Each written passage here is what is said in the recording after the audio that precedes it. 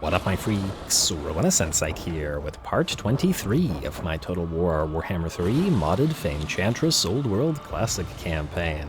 So as we saw last time, our peasantry made use of their bows and crossbows to bring monsters low without the need for too much interference from their knightly overlords. We ended the last episode off with a small Dark Elf force choosing to attack Bilbali, perhaps a little bit surprisingly, as they don't have siege equipment here, though they do have a manticore, which is giving them siege attacker, and they're going to try to put it to use to knock our peasants out. Let's see if they can do so successfully right now.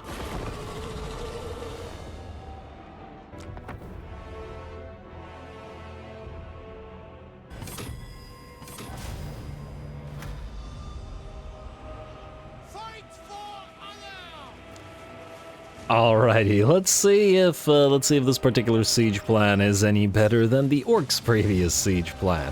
Certainly, these guys have a lot more infantry to call upon than the orcs did when they attacked, and less cavalry and pump wagons and all that sort of thing. But generally speaking, less units, and those infantry are slow. The biggest threat, of course, is going to be the High Beastmaster, but I did notice that the Death Hag actually had her mount, and I think the Master, not the Beastmaster, also had a chariot, so the heroes are definitely going to be where this battle is decided. Anyway, does look like... Did he even go through the tower?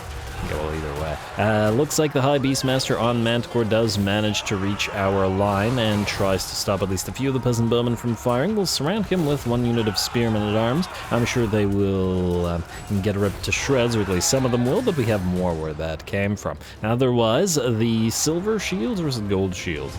Silver shields and the dark shards with shields are certainly keeping them fairly alive, despite all of the units firing upon them. And certainly the value of shields being shown off here with just how long it's taken to damage these guys, and that's with the towers firing upon them as well. Still, this is a lot of fire that they have to run through, and eventually they will go down. And at least we do have the towers on this side of the wall. Over on this side, where the enemy has split up its other units, where they also do have another unit of dark shards, we do have no towers to help us out. So good on the AI for attempting to attack us here, where we would be more vulnerable. And that said, the Dark Shard with Shields unit here is actually going to be less of a threat, because this one is sort of running around trying to dodge the fire from our artillery, wherein we have placed our field trebuchets over on this side. And by virtue of trying to dodge them, they're not presenting their shields and are thus likely to take a lot more damage from our range fire. Granted, with 50 armor, they're still pretty decently resistant to the extremely low armor piercing we have on our basic peasant bowmen. And these are the super basic ones, as in the tier 1 ones without pox arrows or fire arrows, at least on that side of the map. How's that Manticore looking? Down to about 45% of his HP. He's done about half HP damage to one of the units of spearmen at arms, but we do have another full HP one, and we have sent a unit of regular men at arms in with the swords to fight the enemy bleak swords. Luckily for us, bleak swords are trash units. Certainly they're much better than men-at-arms with shields, but they're still trash. And eventually we'll be able to overcome them, and as long as the spearmen keep the enemy lord sort of locked down, we can fire upon him with the spare units of range, and eventually bring him down. Or at the very least, force him to shatter and thus no longer be a threat. Looks like he managed to kill 90 units of spearmen. I mean, that's pretty solid, but it is a little over half of one of the units. Probably still a bad trade for a lord on a manticore there. Shouldn't have bothered trying to get bogged down like this. Alright, and with that, the Beastmaster shatters. We'll continue pincushioning him until he falls from the sky, and then switch to the units of bleak swords that are flying up there. There we go, crossfire from the arrows. Do damage him a little bit more as the Manticore turns in the air, but with 340 HP, I don't think it's escaping this one. Ooh, but using the elevation changes of the gate did allow it to dodge at least a couple volleys. Good for it. This one, however, will bring it low. Very nice.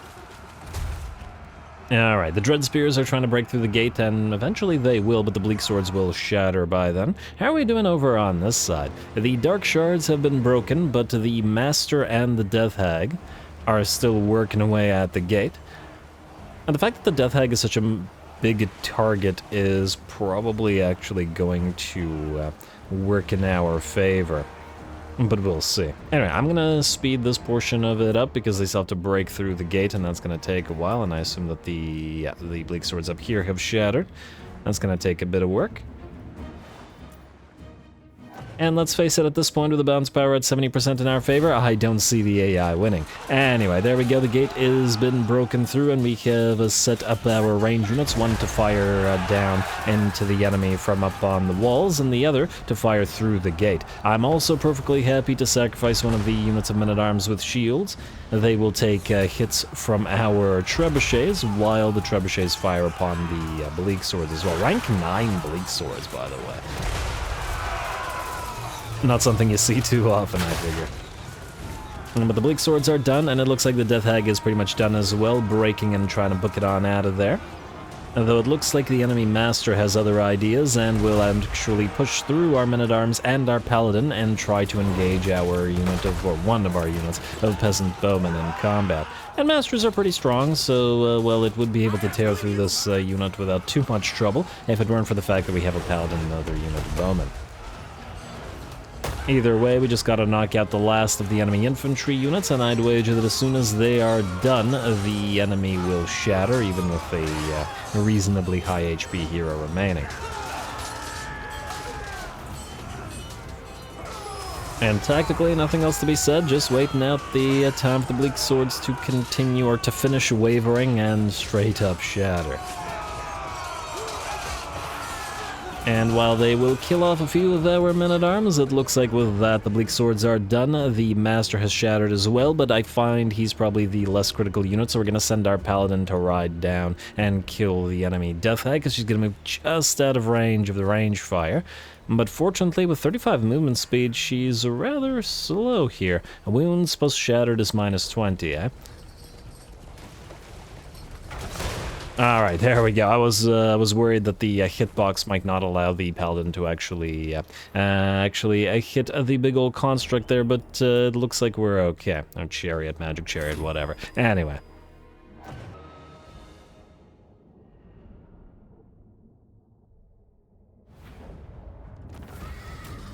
Alright, there we go. The Master survives, but otherwise this enemy army is pretty much done for, frankly. I'm surprised that they attempted this, but again, happy that they did. Occasional minor siege is not a bad thing by any means. Ransom captives.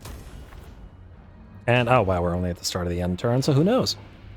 Another attack on us is from somewhere, very possible. I do wonder if the Drowned are going to go southward to try to attack that particular army. Carl wants a military alliance.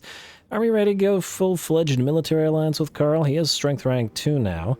I don't necessarily want to get drawn into the war with the Vamps as yet, and frankly, he's actually not doing so bad against them. Oh!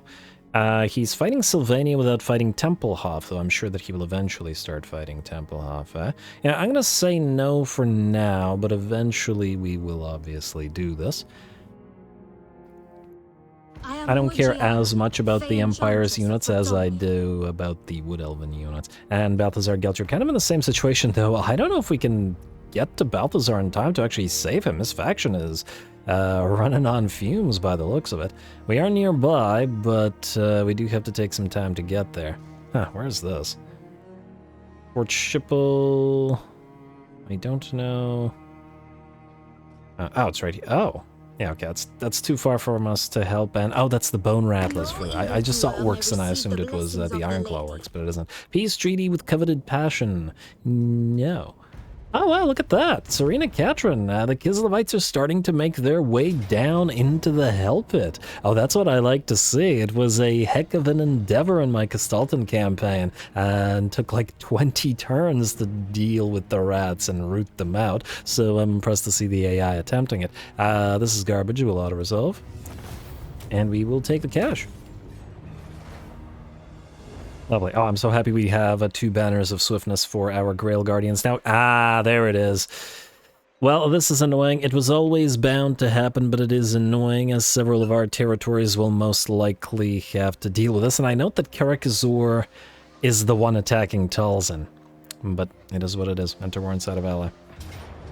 Yeah, we'll immediately lose Moslak and we'll have to... Oh, wow, what the heck is with the bolt thrower spam? It's almost like they're trying to build armies specifically against the giant piles of knights, eh? Interesting. Auto-resolve. Alright, well, Moslak will fall. We'll have to redirect. And after we knocked out the Orcish threat, too. Greetings.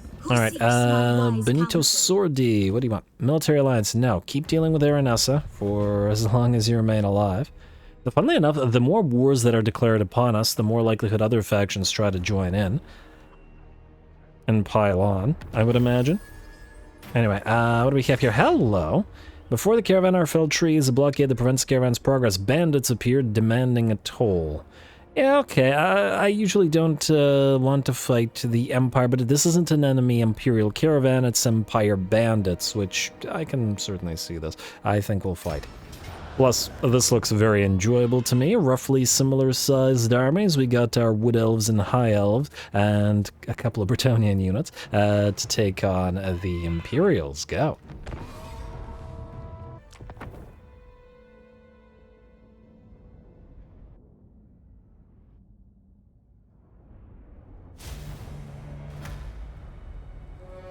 Soon we will feast, as scribes begin the tale of our glorious victory! Alrighty, here we go. It's Wood and High Elves led by a Bretonnian versus an Empire secessionist stack, which is going to be an interesting matchup, I'd wager. Obviously, we have the advantage because the Wildwood Rangers are a much superior unit of infantry to the to the Imperial infantry units, and well. They're technically anti-large, but they have a lot of armor piercing, and they should certainly be able to mince the enemy infantry just fine. Now, the big problem here is going to be the fact that the enemy has 3 mortars. Fortunately, we Vanguard deployed 2 of our units of Deepwood Scouts and 2 of our units of Wildwood Rangers behind the enemy lines, and they should be able to take those artillery out, while we do a little bit of knight-on-knight action. Our Knights of the Realm, specialized for anti-large, should be able to take on those Empire Knights without too much trouble at all. As the Empire Knights are a rather weak unit. If it was Knights Errant facing off against Empire Knights, it would be a little bit more dicey, but like this, the Knights of the Realm will tear them to shreds. As we can see, the enemy has lost 50% of their HP for maybe 5% of ours. In the meantime, we waited until we drew into range and then began firing the Deepwood Scouts arrows at the most distant of the enemy units of mortars, and the crew gets torn to shreds rather quickly, while the 2 units of Wildwood Rangers behind the enemy army closed the distance with the other 2 units and tore the other crews to shreds in a similar fashion. Otherwise, the main lines have have now engaged each other, though one of our Knights of the Realm failed to catch one of the Empire Knights. Unfortunately for them, they got caught by the spears and a unit of stalking Wildwood Rangers instead, and similarly lost about half of their HP. And currently are attempting to escape. Our range units, by and large, are going to focus either isolated units of swordsmen, which are not going to be presenting their shields like this, or otherwise focus down enemy range units, while our knights do their thing and just charge through whatever units they can. A nice rear charge through this unit of spears will send them routing, not that the Wildwood Rangers weren't already annihilating them. And it looks like the bounce power is at about 90% in our favor. Certainly an interesting little fight with lots of maneuvers, but the Elven units are absolutely obliterating the poor Imperial units. And I guess in some ways there is some evenness to this, because I'd wager the caravan sort of enemies don't have red line buffs, but we, similarly, cannot red line buff our own units. As in the non-Bretonnian units. Although I feel like if you're going to include a caravan master caravan that can use other unit types, they should probably have some kind of additional line to buff them at least to some degree, maybe to an inferior degree, but buff them nonetheless. I suppose we do have that thing that gives us strider and speed and immunity to psychology, so there is that. Anyway, with that, the Empire Secessionists shatter / bandits, and the battle is ours with comparatively little damage dealt to really anybody. Lovely.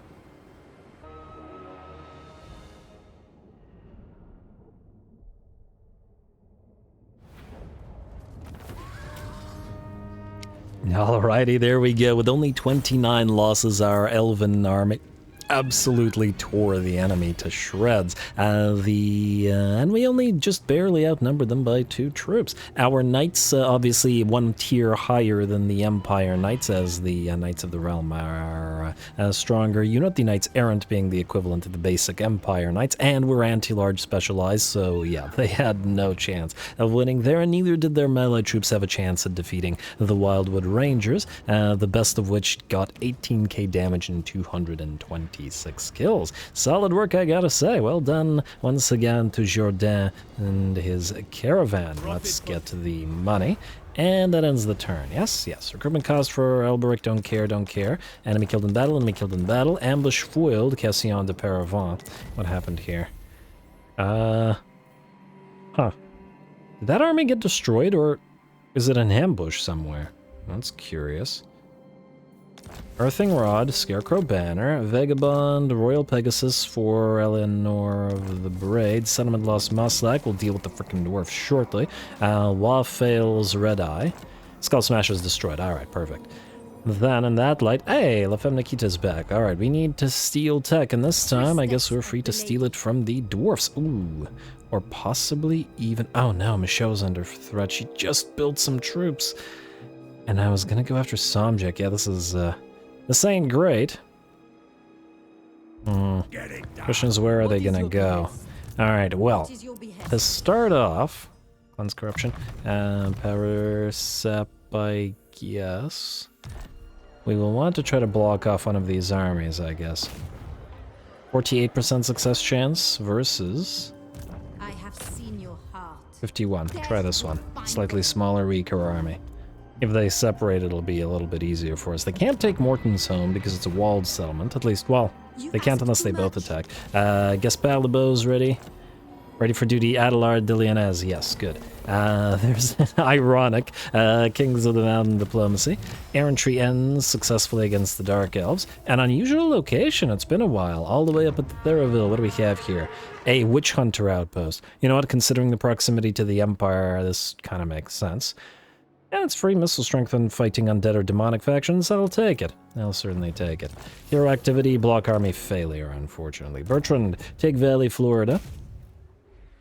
Which will complete the, well, conquest, I guess, of this particular set of mountains, which we may or may not keep, depending on how the unit swappage works out. Now, Jourdain de Sauveterre is here at Fort Solace, therefore I don't think we can attack the Dark Elves as yet. We will, perhaps... Ooh, I'm gonna say regular training for the unit XP to start the day, and then maybe seeing the Tusker. But then we'll go to Wheelwright.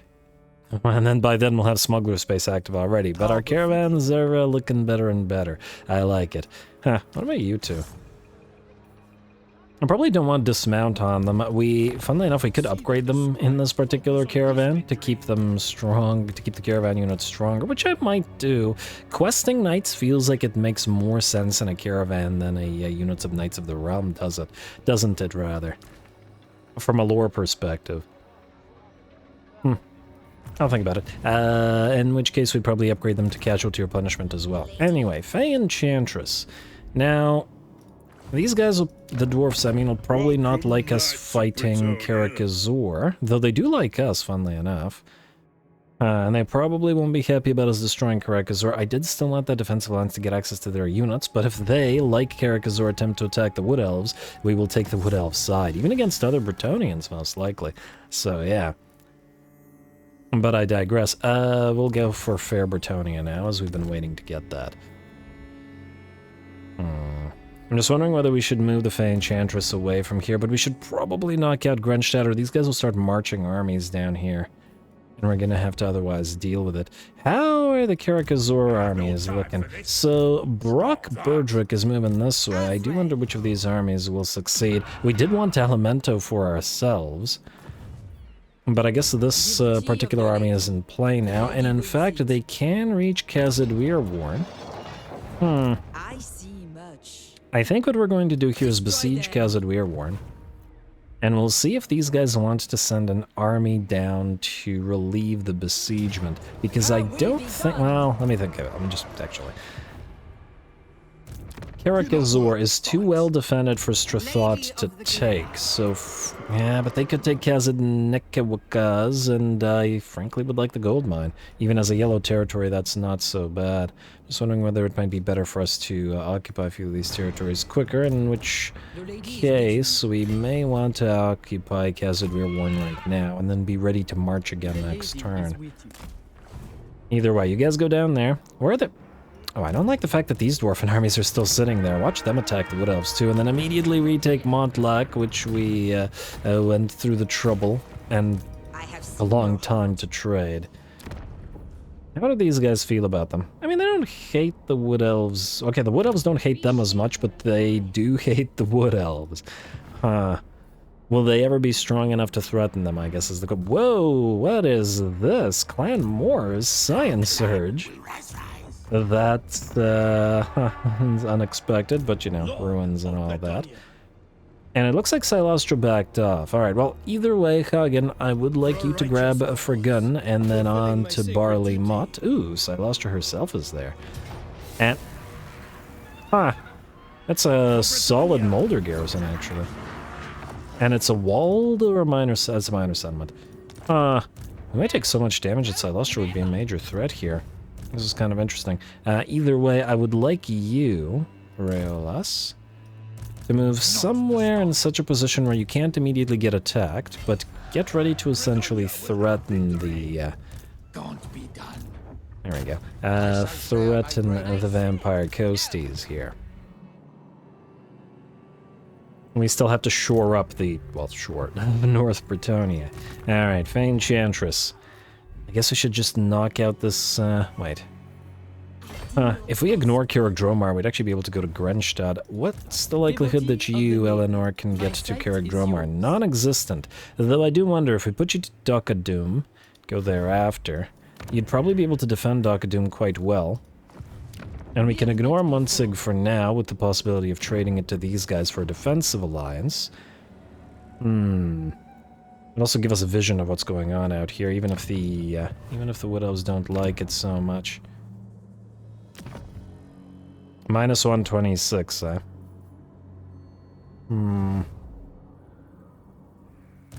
We could risk it.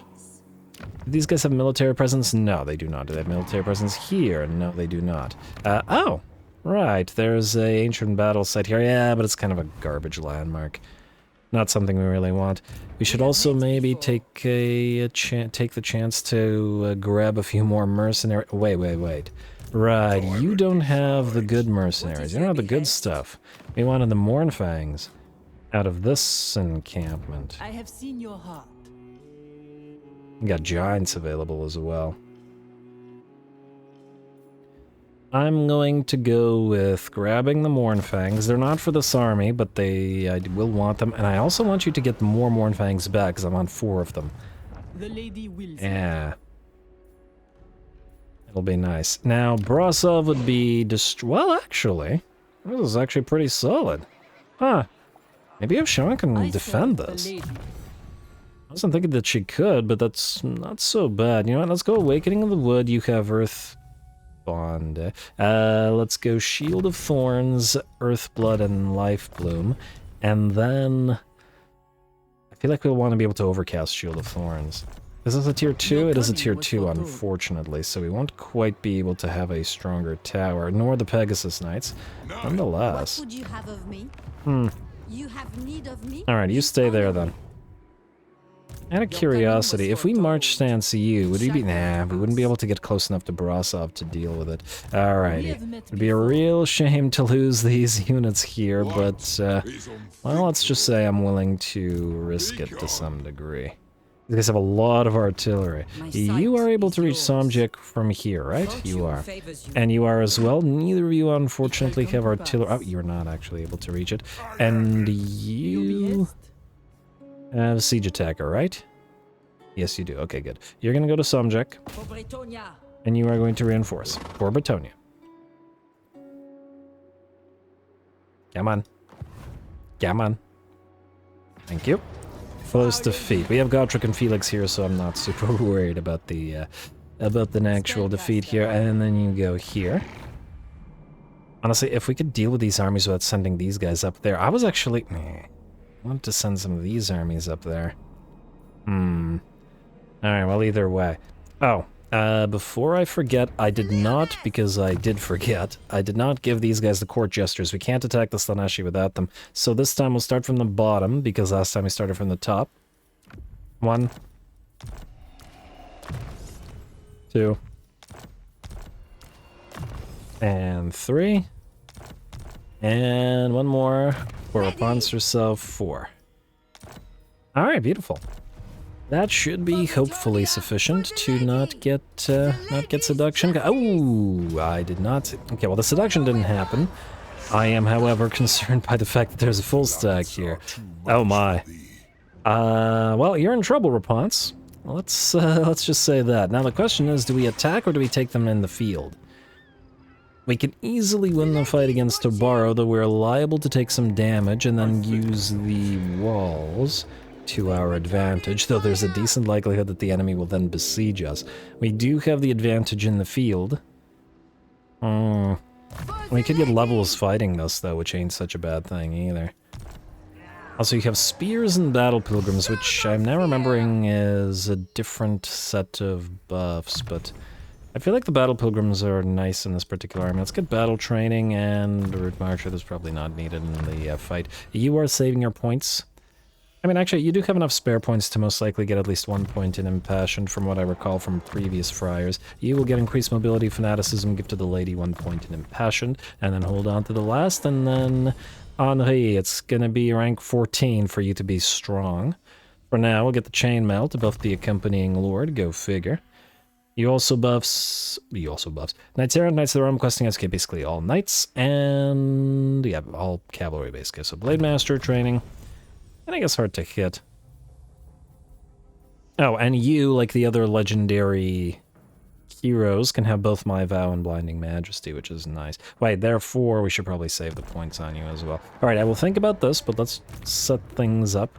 Someone decided how we go about the Fay Enchantress situation. Franciscus, where did... Ah, the mask has returned to Varan. Bad choice, mask. Bad choice indeed.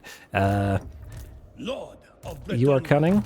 Yes. The only problem is you can't quite go as far as Chilfoy can, and I would like him to reinforce. So Chilfoy, you're gonna go here. We will knock out Fenior and the mask. Oh, actually, wait, can you still reach the mask? Yes, you can. We can get you the defeat trait, which I believe Franciscus will already have, because he's defeated her previously. Bigger loss reduction, and, no, that's a very minor trait, but it is what it is. Can we auto-resolve this? Ah, there's actually solid defenses at Varan, and there's some good stuff here. A little bit concerned by all the peasantry being damaged, potentially. Also, I would like to see if there are more armies nearby. Not fall into that trap again. I kind of jumped the gun by moving Rapunzel into position. Aha, there's one here, but it can't quite reach us. Yeah, that's why I gotta use those guys as scouts. You now have the 4 Oceanians, which is great.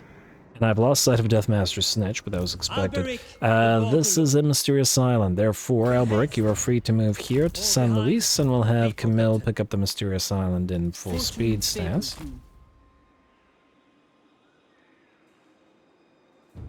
Like so. Shiny boots and fresh recruits. Don't really care because you're not really fighting, generally speaking. Then you, Alberic, are gonna land. Okay. You are gonna land. Manan guides us. And you are going to get the Oceanids in your army. I appreciate the suggestion. I like this one. Lose the longbows. I keep the battle pilgrims for now, not forever, but just for now. Like so. Alright, now you just need to meet up with Franciscus, who has the rest of your units, and your army will be complete. And then Chilfoy needs to meet up with Gustav the Savior, who has the rest of his troops. Like so. We can... You could get very, very close here, but not quite to where you want to go. And neither can the Cunning one, I assume. Alright, you go here. You can join one of these temporary armies. In fact, get free... Well, actually it won't be free, but get a little bit of leveling out of Sahagun. Come on. Oh, is he just out of range? Okay, well, whatever. Whatever. Come on, man. Where's the boost cravings guy? You, go here. You need to join Alberic. What do we have out here? Huh. Luxus, the Mask of Lust. Hey, hey, hey, there's only one mask. Come on now. Your coming was Can we take both is the question. Or all three, potentially? No, we can't reach this place. This will put us to the Dark Elves. This army is too damaged to do anything on its own anyway, so I guess what we could do is we could send it to Mount Zardel as the main attacking force, and use this army to reinforce, and then get ready to move it towards Montana. Whoa, move into this position? Ooh, there we go. Alrighty. And then you go like this and circle. Wait, you can actually... I mean, if we fought this, we could probably do this without involving the other army, which would free up the other army for attacking Montana, which is also actually pretty poorly defended. You know what? I'm gonna say do this. Matahari, go this way. Behold the wrath of the lady. I like so. And you don't have siege attack. Right. These are Royal Pegasus Knights. Wipe them out. Okay, well that's unfortunate, but it is what it is. What Go is this your way. behest? Raise it to the ground. Alright, I guess this one is one we'll have to fight and most likely rely on our Wood Elven units. Hey, failure, come on now. Let us get to you. Target practice is useless, so we're gonna go for Foe Seeker. Or target practice is useless in this particular army. Not generally useless. Alright, and how is the leveling? Nowhere near, eh? But now we have the Paladin, so the additional XP should really help here. Alright, let's start with this fight. Go.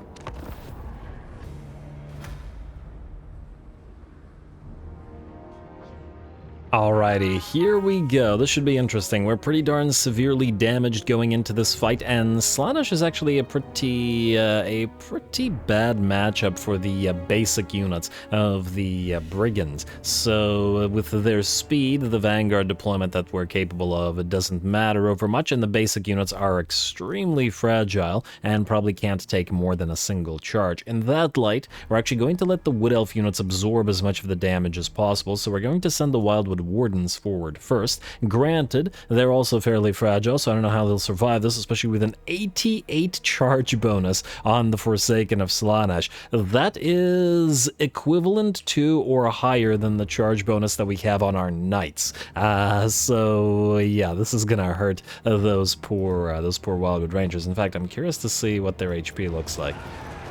There we go, they're dropping about even... Oh yeah, look at that HP drop. Ooh, those Forsaken absolutely tearing them to shreds. That charge bonus really working for them as they lose about, I don't know, 60% of their HP on the charge, and we're going to have to back them off. But the Forsaken would have absolutely torn our poor Brigands apart, so I think this was necessary. We'll see how our other units do, as the enemy's charge is broken upon the Wildwood Wardens / Rangers. That's really, we use the Wildwood Wardens to absorb the enemy damage. The Wildwood Rangers are still in the fight. And we will withdraw the Wildwood Wardens. They're not broken or shattered, but I don't want them taking any more damage. And with the enemy's charge bonuses spent, we're going to have our Axemen fight their way through the Slaaneshi, I mean. Hopefully successfully, but we shall see. Brigands may be a little bit more used to fighting their Bretonnians and stuff than they are to fighting Slaaneshi here. And it's a good old-fashioned brawl, as we don't really have a choice in the matter, A, and B, we don't really want to let the AI get any of its units out of the battle, thusly to take advantage of their charge bonuses and their speed. So it's just try to keep them locked down for as long as possible and see who can outdamage whom here. And it's going to be a close one, I'd wager. And we're going to back off our Wildwood Wardens, but they can still be used to chase enemies down and rear charge them. It does look like we are starting to force the Slaaneshi to rout, though once again, thanks to their speed, they can probably get away from our units. Also, I'm thinking of building a couple of armies with ogres mixed together with some brigand units as well. Could be nice potentially, especially with the ogres being able to actually chase enemies down. And I'm not talking about the sort of Mournfang thing that I've got cooking for another one of our lords, but just the general sort of ogre bulls. But anyway, we shall see. Let's see what we have time for in this campaign, engagement-wise and all of that.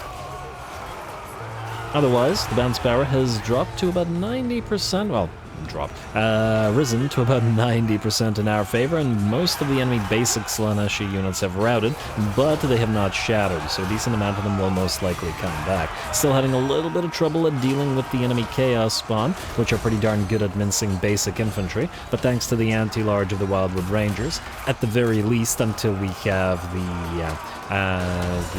units of Axemen evolve into units of Waylayers, which are anti-large spear units, or polearm units, I don't remember. We're gonna have to rely on the Wood Elven units to be our anti-large. Anyway, looks like the spawn are falling. The devoted marauders of Slaanesh have come back to the fight in various locations, but we seem to be mobbing them pretty okay, especially now that our own lord has defeated the enemy, I want to say cultist, and thusly we shouldn't be too afraid of getting hit with spell work. I.e., we're free to mob and blob up. Not that we'll need to do so for much longer as bounce power shifts to 100% in our favor and the Slaaneshi units shatter and giving the battle to us. The damage was severe to several units, but that's alright, as we will continue earning the XP on everybody here.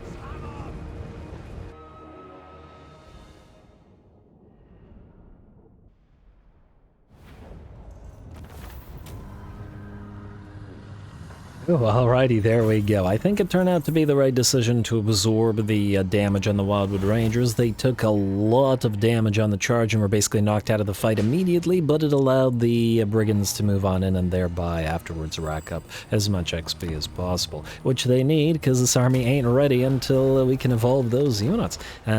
Student? Good. Actually, what's our research rate at this point? 1,027. We needed to be at... Oh, the max is 1,400? Actually, about 1,200 should do, so 2 more tech thieves will put us to the point where all techs will be at one turn, as long as we have some surplus remaining. Which is pretty good. Alright. Mr. Armistead, you can keep healing... Oh, you know what you need in your army? Wait. Yeah. I wasn't gonna put friars in your army, but now I think maybe we will. Cunning friars. Because at least one we can, yeah, like you, we can give the friars the banner of hiding, and then make use of them that way. Oh, actually, if we give you fleet-footed, you wouldn't even need Vanguard deployment. And we get another boost cravings one. You know, I get the boost cravings one on field as well. I want it for another seagoing Bordelot army. Seems lawfully appropriate. You're determined, so not for that particular army. Not that I don't like determined. You're tough, so you can go with these guys. And we got Mr. Artillery back, Duke of Lyonesse. So we'll get you on field. We'll put you immediately in to spread the word. We'll take the artillery from this army. Like so, and then we'll figure out what else is going to go into your army shortly. Unbreakable faith. Bowmen Beastslayer. I'm going to say we will temporarily because you still need heroes, but actually you are looking to get at least one faceless. Yeah, you won't have enough Erimo or Erimo chasseurs to warrant more than one faceless, will ya? And it will be a ranged faceless, so I don't think any of these guys would work. I'd prefer a strategist faceless if at all possible. Either way, we'll get you 3 brigand crossbows. Like so. Rather than build them directly into chasseurs, because I want this army getting ready to move pretty much immediately. You're waiting for the last of the Beast Slayers of Baston foot squires. And you are waiting for... Oh, you need a Grail Relic, don't you? Actually, do you? That's a question. Yeah, you have a lot of peasants. Yeah, I'd say we'd still want a Grail Relic in this army. Alright. Like so. And that puts you at 16 out of 20. I was gonna give you 2 paladins because they're anti-large and probably 2 mages. You're favored by the lady for the Erimo or Erimo, whichever one we end up going for. And you are well, if we can get another one that's favored by the lady, that would work. Sanctified. Ah, there's another favored by the lady here. Alright, so we'll do this. Get the favored by the lady here at Rivola. Nope, here at here at Foulpeak, yes. Favored by the lady for the additional range, like so. Priestess of the lady. Then, I gotta go with Monster Hunter in Bowmen's army, right? I mean, it seems like the most appropriate one, so you're gonna go into Bowmen's army. Resplendent night. And honestly, I'm almost tempted to put 2 Faceless with Monster Hunter in his army, but he won't have enough of the Brigands in it to make the best use of them. So, assuming another Damsel will be at 18 out of 20. Assuming another Mage will be at 19 out of 20, and assuming at least 1 Paladin will be at 20 out of 20, which means you're good to go, buddy. March stance. Start this way. Can we build another Faceless? Wait, no, I mean, we do... another Monster Hunter. Alright, you know what? I'll grab another Monster Hunter here to put in some army. Wait, do you have a Friar? Oh, you don't have a Friar. I mean, there is this determined Friar. Gotta put him somewhere. Let's give him a Friar. Like so. I think that'll work. And what do we have in terms of paladins available? We have Virtue of Discipline, Virtue of Heroism. Don't particularly like either one of those. Strong Friar would also not be the worst idea in the world. Just taking a look at what other options we have. Anyway, what I'd like Bowman to do is while the heroes catch up to him, he can go and grab Elemento. I'm almost tempted to send another army into the mountains as well, and we'll need another army ready to defend against the Vampire Coast, who are getting stronger and stronger by destroying the Southern Realms, but again, they shouldn't have done this. This is on them, otherwise we would have helped. Anyway, Fay Enchantress. I think we're gonna bypass Dromar for now. We probably even peace out with these rats. Which rats are these? Is it Gnaw? I thought it was Clan Ferric. Do they peace out with Ferric?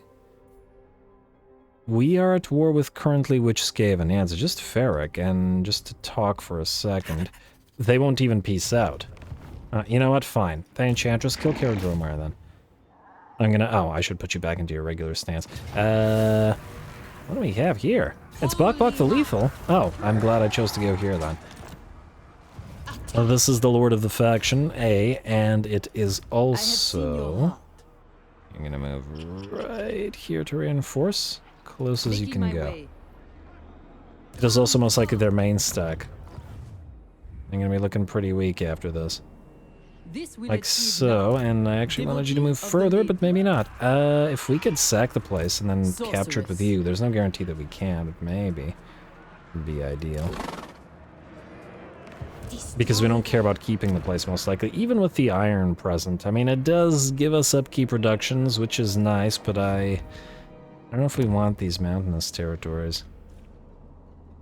We could fortify them against a potential attack from Karak-Kadrin eventually as well. But anyway, this still warrants a fight, because we got 2 stacks here. Though now we have both of these with Banners of Swiftness, so I think I'm willing to let these 2 plague out.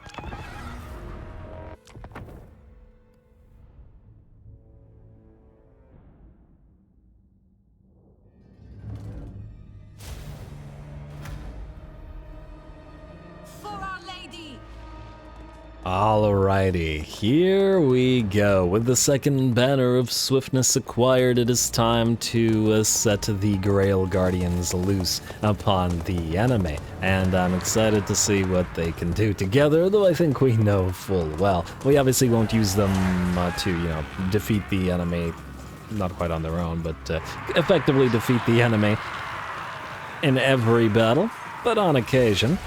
It's nice to see them absolutely trounce everything in their path. There we go. The Grail Guardians together will charge through several ranks of enemies, including an enemy unit of Storm Vermin with Halberds, which could potentially be at least something of a threat to them.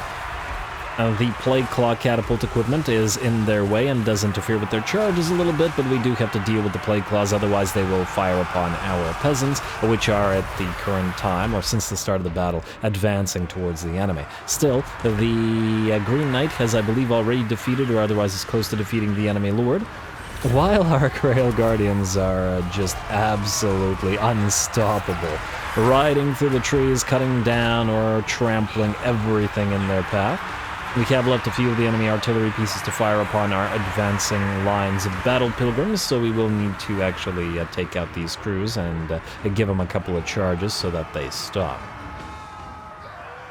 The peasant mobs will not participate in this particular fight, however, as the rats like to summon the menace below upon artillery pieces, and this is kind of why I was wondering whether we should actually have artillery in this particular army, because if you have artillery, you have to protect the artillery, and especially against things like Skaven, they will summon, and thusly we need to keep those units out. But what can you do? Not that they're needed, since we're letting the Grail Guardians do their thing instead of just sit there and fight. The Grail Guardians can effectively win this fight on their own without really anything being too threatening here. As we've seen before with the Hippogriff Knights, the Royal Hippogriff Knights, the enemy would need something like Mutant Rat Ogres or Hellpit Abomination or something to threaten these guys. Unfortunately, the piles of infantry are just not gonna do it. The bounce back has shifted to about 65% in our favor at this point, but as we can see, many an enemy unit has already shattered and is in the process of routing, while we continue riding them down. The darn Warlock Engineer is still fighting though, and dropping those Warp Lightnings on our infantry. There we go, gonna help that same set infantry out, as the Tartan army has dropped down to half HP thanks to Warp Lightning spam. And our heroes being on horse rather than on foot oftentimes makes it more difficult for them to kill off enemy heroes that are on foot, because they just get sent flying and then it takes a while to, deal with their invincibility animations, but the cooldowns of their spells keep on ticking away. So there is the advantage of that. Good lord. Each Grail Knight is like it's like a runaway train through the enemy. Everything's just exploding around them. It's a beautiful sight, maybe not so much for the rats, who are down to about 5 or 10% balance of power. They are still summoning the occasional menace below pile of clan rats, but they were frankly better off summoning them on top of the artillery and the units of peasant mobs, as they could have at least killed off a few of them. Though again, with the Fay Enchantress buffing the peasant mobs, they are, well, maybe not solid, but with 44 melee attack they can do some work, especially against lightly armored things like clan rats and stuff, and they can certainly tar pit them. Anyway, with that, the army shatters, and the battle is ours. Let's see how those two units of Grail Guardians did.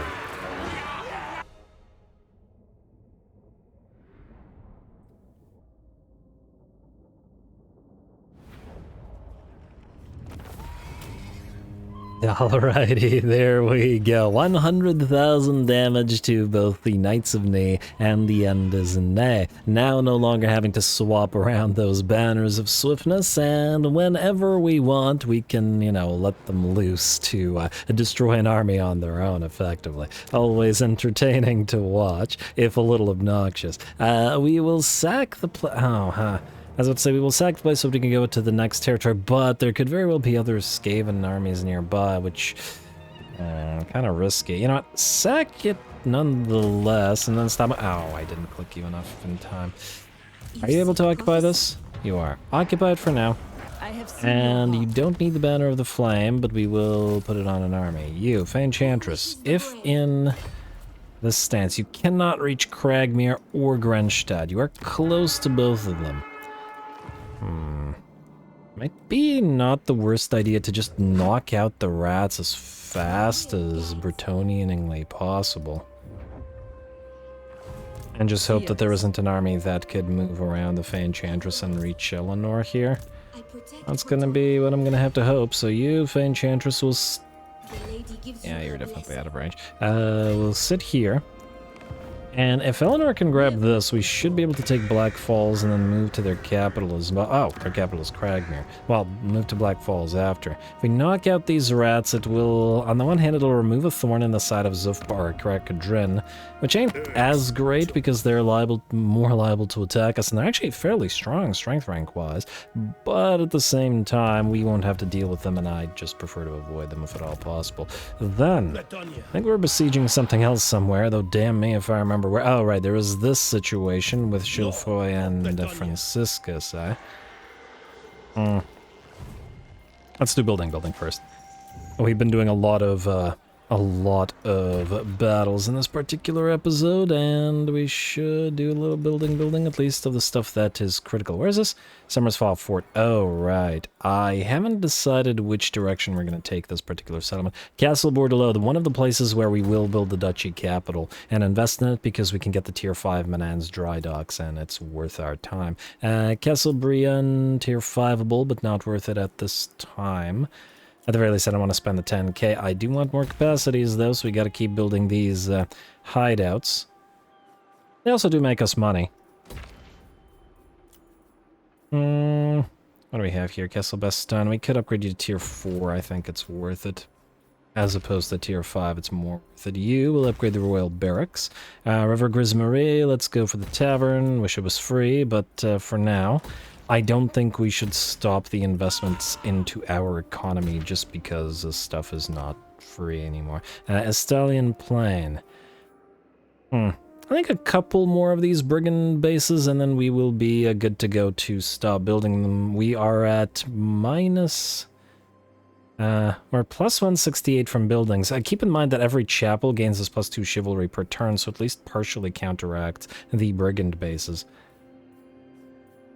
And you know what, let's just check what we have in terms of capacities that we're missing. I think we actually need more. Oh, Friar and Damsel both are running out. Paladin's actually surprisingly good now. So, oh wait, I wanted to check another Son of Bretonnia. Your coming was foretold. Knightly Temper and Penitent. Don't like either one of those. I also wanted to check on the Lords to see if we have another Virtue of Empathy anywhere. No, we don't, sadly. Ideal is great, but I wanted an Empathy for an follower army, which we... Oh well. Currently we only have Franciscus that has it, so what can you do? Okay, you guys are stuck where you are, ain't you? Yeah. Alright, fine, fair enough. Let's keep going with what we're doing. Let's go for the Grail Chapels, because I said we needed the capacities there. Caravans, yes, to the money. Money, and money in Alcazaro.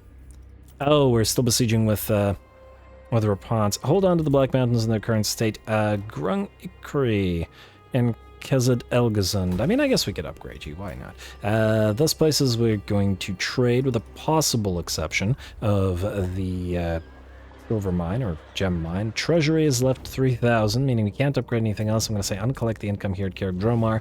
And if we wanted to recruit stuff, which we may want to do, Lord of Bretonnia. we should recruit stuff. Also, Folka, you are looking for Knights of the Realm, unless I'm mistaken. You have your maces, and you have your flayers, and your soon-to-be flayers.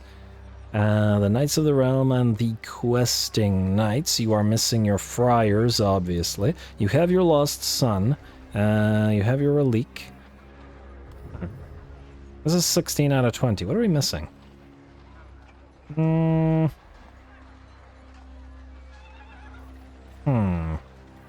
The Questing Knights will be upgraded to Foot Knights. These guys will stay on horse. These guys are fine, and we have one Son of Bretonnia. We could do another Son with another Virtue of the Ideal, because we have a pretty big melee line in this particular army. Let's do that. Although I would like a Son with a Virtue of an Ideal in the Quenelle Companions army as well, but I think this is going to be more critical because these guys are going to have a little in the way of armies. Plus... do we want a Paladin in Folkard's army, or are we good? Maybe we're good. Yeah, we should get him a couple of Faceless, though. because we'll want them to buff these guys. So I think those faceless will be in melee then, and thusly the tough faceless will be a good choice for this. So Folkjag, you can have tough faceless and tough faceless. This army won't be immune to psychology by virtue of the fact that the brigands will be near to these guys, and then we have one space left for him, but otherwise his army is more or less good. Oh, I wanted 2 friars. Oh, that's why I didn't put 2 Sons of Bretonnia in originally. So this friar is going to join Bowmen. You have the determined trait. What other friars do we have? Strong I don't really care for friars. But at the same time, I'm somewhat disinclined to wait for more. You have booze cravings, so you're going to an artillery army, and you're cunning, so you're going to the ambush-centric army. Yeah, you know what? Let's get the strong one. I mean, we got tough faceless. Why not a strong friar, right? And the range is very short, so... Don't think about it. I might replace one of the faceless with a second friar. Even if they are needed to buff these guys up, and we do want them to be strong in this particular army. But we'll see. Either way, Folkjag, you are basically ready to go and do stuff, so good for you. You're Monster Hunter, okay, good. And you can travel somewhere, most likely to the south. Franciscus, it's back to you now, since we're out of money. Oh, I was going to recruit some stuff, but I suppose by winning battles we could potentially have more recruits available. So, let's put you into regular stance and attack Fenior. Lend me your swords. Can we risk auto-resolving this with the mask nearby? A little bit concerned, but this is such a garbage little army that I'm gonna hope it just doesn't do crippling damage to us. Let's find out. Bretonnia will have Yeah, that was more crippling than I was hoping.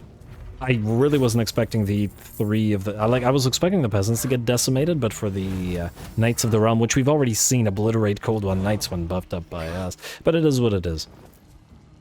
It is what it is. In that light, rather than the money, we're going to execute the captives to take benefit of the bonus charge before we attack the mask. Royal Pegasus for Chilfoy. I don't know whether we want you on the Pegasus. It doesn't look like a unique mount for you. Out of curiosity, the Barded Warhorse, yeah, looks much better, but that's just the barding, potentially. I want to see what he looks like on a Hippogriff, if that's got anything unique to it. Yeah. Either way, I want Chilfoy to lead this to get the defeat rate of the mask in regular stance. For the lady's favor. Yeah. And then you will go here.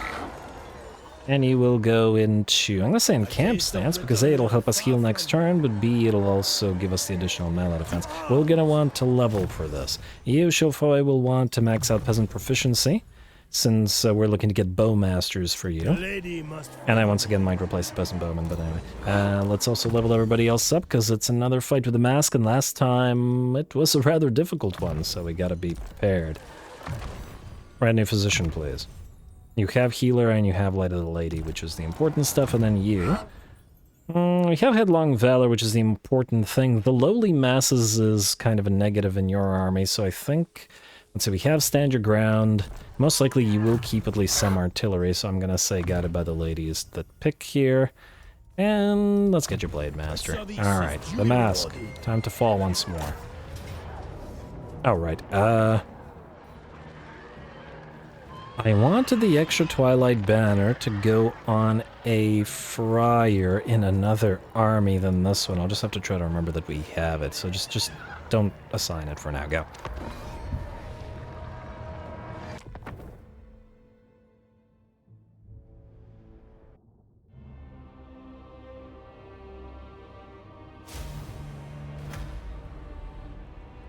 Make the Grail companions proud, for still they watch over you. Alrighty, here we go. Chilfoy looking pretty darn good with those antlers that he's known for. No, I like the red and green color scheme of the barding on his horse there. It's pretty good. I'm gonna take a look at the different mounts that he has available to him and see if there's any one of them that's particularly fancy. Well, choose the mount based on that. Got a lot of different. different motifs going on here. So on his cloak, he has a boar, he has antlers on his head, and, well, okay, obviously he has the boar on the shield as well, similar to his cloak, but, yeah. Alrighty, we'll see how he does in battle. Anyway, as usual, we do have to wait for our reinforcements to arrive, and when I say wait, I don't mean actually not fight, because as you guys know, I'm generally speaking too impatient to bother waiting for reinforcements. Smiley face. So, we're gonna start hosing the enemy down with arrow fire for as long as we can. We do bring down the enemy tower, which actually did a little bit of damage to one of our peasant bowmen. And just see how much damage our peasants here can do. There is not a lot of armor piercing to be found in this particular pile of peasant bows, but at the same time, the Slaneshi are, luckily for us, relatively lightly armored. Although they are physically resistant. Well, at the very least, the demonic units are physically resistant, so, probably evens out. Either way, this is good for us in the sense that we can actually use up a decent amount of our ammunition before the fight proper begins with the reinforcements, and if the enemy should charge out of here, we do have the 3 questing knights as well as Chilfroy himself are ready to intercept them. Although as to whether that happens, that remains to be seen. Mask is also sitting back and not moving forward. And the enemy has backed off a decent amount of its units out of the range of the arrow fire. It does have a tendency to do that. If you have sort of overwhelming range superiority, not that I'm saying this is overwhelming range superiority, but if you do, the enemy tends to just back its units further and further into a settlement. Which I do sometimes find rather irritating. But I find it a lot more irritating when you have melee troops and are trying to move into the enemy settlement, and then the enemy still backs off, and it's like, this is a game where you're trying to have your units fight their units, and the enemy units refuse to fight, damn it. Oh, I just want to watch everybody stab each other. I mean, damn. Anyway, demonettes are down to 10% of their HP. Only the 1 unit so far at the cost of about 30% of our ammunition. But it's not like we were expecting the bows to do all of the work here, especially with the enemy dodging their fire. And the very solid speed on the demonettes. Even poison, they're at 65 speed, so without poison they effectively run almost as fast as knights do. But that's Slanesh for you. Alright, how we doing otherwise? Chilfroy, he's actually been taking some kind of damage this entire fight. The enemy's been casting, I'm not entirely sure what it was, Acquiescence or, well, okay, it wouldn't be the Mask because she can't cast, so one of these guys. Acquiescence does no direct damage, so what's been hitting Chilfroy? I'm not entirely sure, but something's hitting him hard since he lost about, I don't know, 50% of his HP, which is kind of irritating. I decided here to try to move him towards the enemy wall to whack away at it for a little bit, as doing so typically gets the enemy to sally out and attack you. Unfortunately, this was an error on my part, because as soon as the enemy does that, they use Acquiescence and Hysterical Frenzy at the same time on Chilfroy, dropping his melee defense down to a mere 21 while forcing him into a rampage, and a fairly long rampage at that, as Hysterical Frenzy lasts for a long time. That with his taking tons of damage, almost got him killed. Luckily for us, we did have the Blessing of the Fay available, so we used that to heal him up a little bit while he books it on out of there. And, no, but he's still rampaging, so as soon as he recovered, or as soon as his HP or his morale returned, he starts heading back into the fray and rampaging, so we're going to have to do our best to guard him. And thusly, perhaps be forced to send in our questing knights. And okay, there we go, the rampage has ended, but since we're over here, perhaps it's time to fight nonetheless. But while the arrows continue to fall, our reinforcements have started to make their way onto the battlefield. Probably still going to take a couple of minutes for them to get anywhere, but Chilfroy will lead the units of questing knights into the first pile of demonettes, and I want to say seekers? No, fiends of Slanesh. There was something else there. Alright, nice charge to the Demonettes at the very least, but the soporific musk and high damage and armor piercing on the Fiends of Slaanesh will be a danger, and frankly, the Furies of Slaanesh are quite dangerous as well, as they can dish out a lot of damage very quickly. And they've got 63 weapon strength and plenty of armor piercing at 48. Their melee defense may be low, but they can dish out a ton of damage if you're not careful. And careful we are not, at least not in this particular situation, as we're staying in combat rather than doing any charges. Luckily, the questing knights are not shock cavalry, and they can stay stuck in longer than a unit of Knights of the Realm or a unit of Knights Errant can. And so, even with the Chaos Spawn and the Fiends and the Furies, they will fight for at least a decent while. And we can help them out by dropping a Shield of Thorns upon them, and now that we have a Life Mage in range. Our other units have arrived, as Franciscus himself has moved into the fore.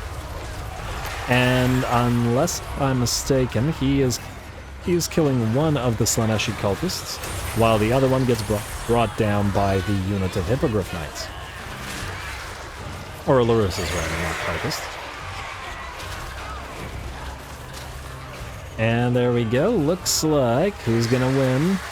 Which of the Aluruses will fall first? And it looks like Francisca's moved away from the other one, but I think he would have carried it. Either way, they dropped at roughly the same time, which is pretty good. Anyway, now Francisca's moves to take on the Mask herself. Of course, surrounded by her retinue of demonettes, but they shouldn't be too threatening to him, and we've seen that he can defeat the Mask in a previous battle already.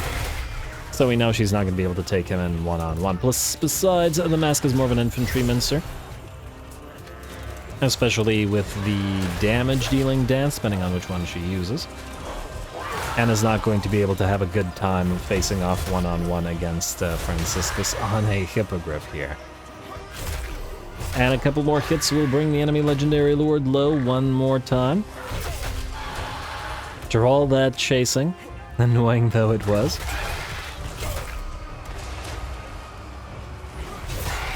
And, okay, wow. They're just not hitting your hits. Okay, there we go, there we go. The little bit of arrow fire will actually kill. Probably a fair few hits to our own Hippogriff, but it was clearly necessary.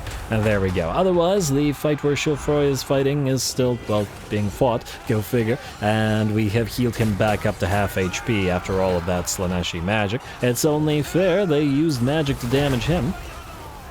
And the questing knights have actually cleared the demonic units, as the demonettes and the vast majority of the fiends, with the exception of one, and now none, have been destroyed, and only the unbreakable chaos spawn remain.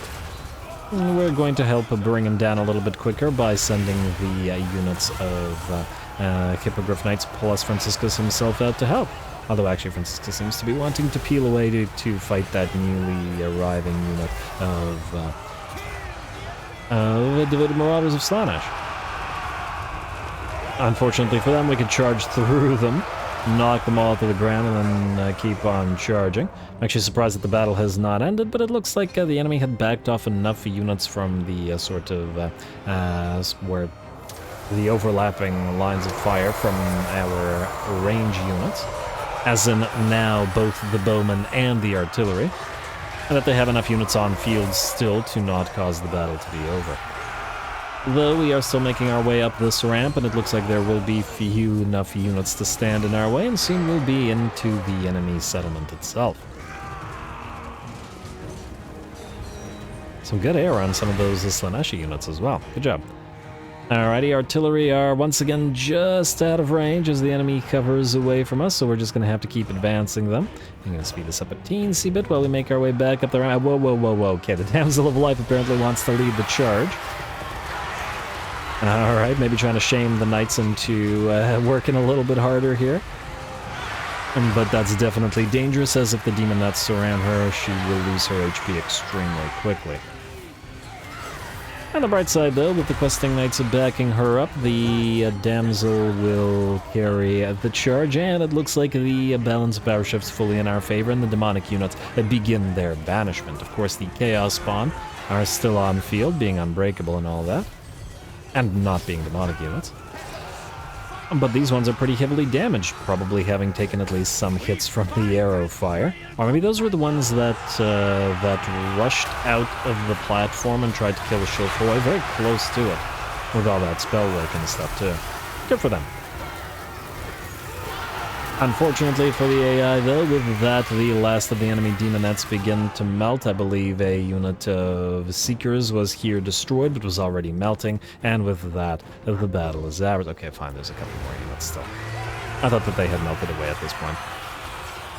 Hey, and the banner carrier is still alive. Ooh, I like that banner. There we go. Now the last of the units are done.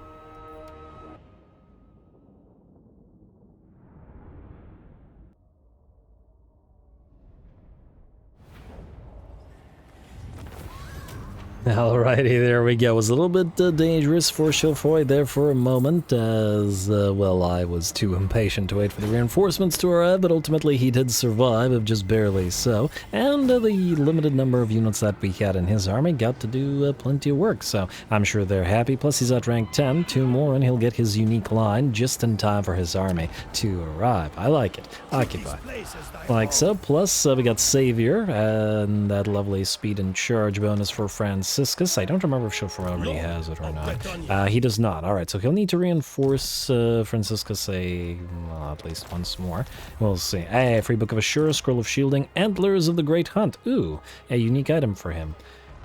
Charge speed for all allies in range and mass and stuff. Well, that will be nice, I suppose. Though, funnily enough, well, I was going to give him the Companions of Quenelle. Yeah, fine. We can do that. Entry ends. Good, good. Lovely. And then you. Do you want to stay? I mean, you're in range, so you should be fine. Alright, I think you're both fine. Just sit out there, and the corruption is dropping. We'll grab the wine while we're at it, and uncollect the income. Alright. Oh, wow, we still have a lot of territory to go through. And hello, we got a little Skaven clan around Scabreach. Go figure. Alrighty, so Jolene is besieging Montanas. Let me just see here. Oh, right, you can't do anything about that, I forgot.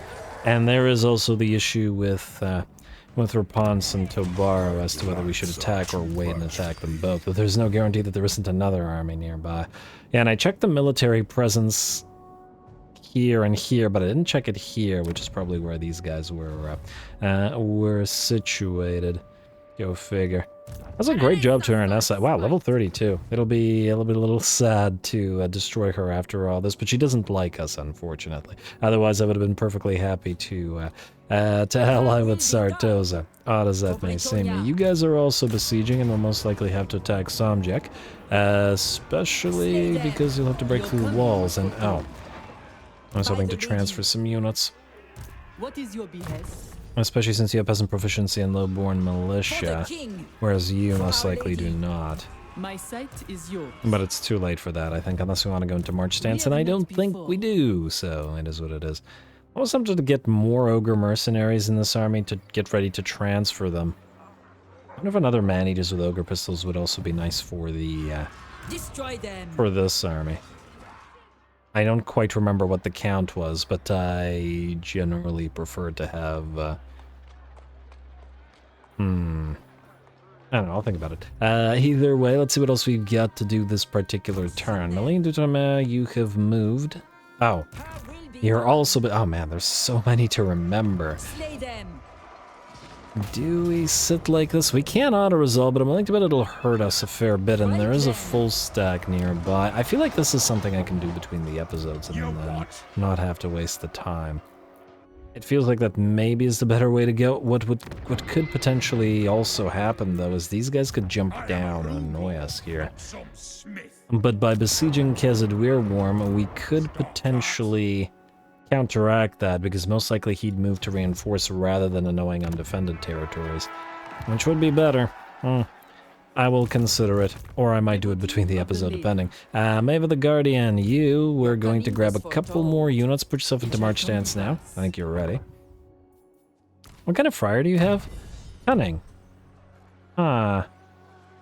I did want another cunning friar. Well, okay, well, I don't know. Men-at-arms and spearmen at arms with shields. gonna take a single foot square. Nah, they're a different skill tree. Alright, fine. We'll do this. Like see so. much. And then we're ready to go. To actually deliver several... Wait, what? Oh no, I did that wrong. Damn it. I My have bad. seen your heart. Take back the friar. These guys are supposed to be delivered. The Grail Knights and the Knights Errant. Okay, I think it was just a friar. I hope it was just a friar because this is what we're taking.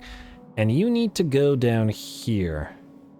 I guess we're going through the mountains then. It's a little bit dangerous, especially around the man-eaters, but it would still probably be faster. Frankly, it's going to be dangerous down here as well while the Sartosans are in full force, so it is what it is. Folkag, you're just waiting for... Okay, well, you can't move anyway, but you will be ready to go, so we can send you off.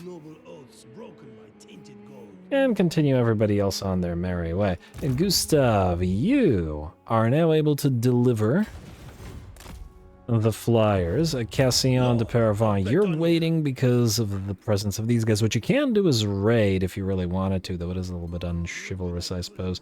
You know what? I assume that these guys can take Swidok themselves just fine, so let's go this way.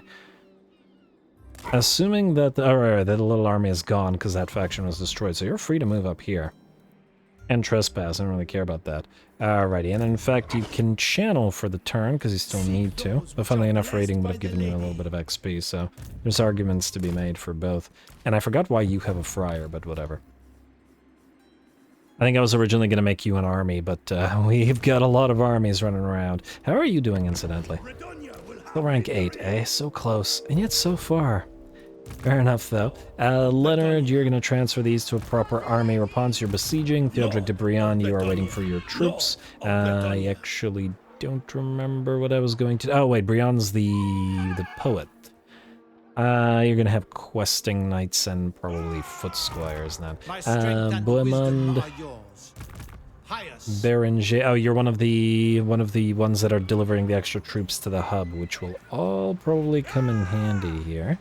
Can't even get some use out of those mounted yeoman archers. Margot, you're in a similar position. Ocean, you are waiting to potentially get attacked next turn. Esme Dubois was going to get mercenaries, but I think we can't afford any additional ones right now, and this camp is inferior. I was really hoping for some lead belchers put into some of our seagoing armies, but alas. Tancred II de Quinal, you're waiting for the companions. Next turn you will get the Grail Guardians, and then you'll just need the additional paladins. And Sons of Bretonnia, max out the auras. We need a Virtue of Joust. We have bolstered defense, and we have bolstered armor.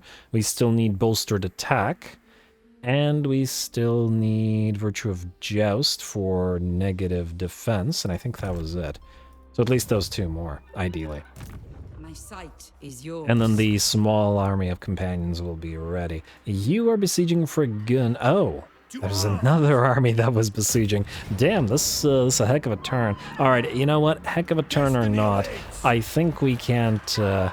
I think we don't have time to do another proper fight in this particular episode, so I think I am then going to call this particular episode here, and we will continue with several, most likely, of the sieges next time. I might do one of the minor garbage ones between the episodes, but then we'll have plenty more fights at the start of next episode to go through. So stay tuned for that, but stay tuned for next time. Don't forget to leave those likes and comments below, as once again the campaign ages out. It will start... the YouTube will start interpreting it as having poor engagement once it does have poor engagement, and then that will make it be a detriment to the channel to post it, which is why the engagement is so necessary. Otherwise I wouldn't give a damn. It's just the way that YouTube works, folks. Anyway, stay tuned for more likes and comments, all glory, yada yada, and thanks for watching.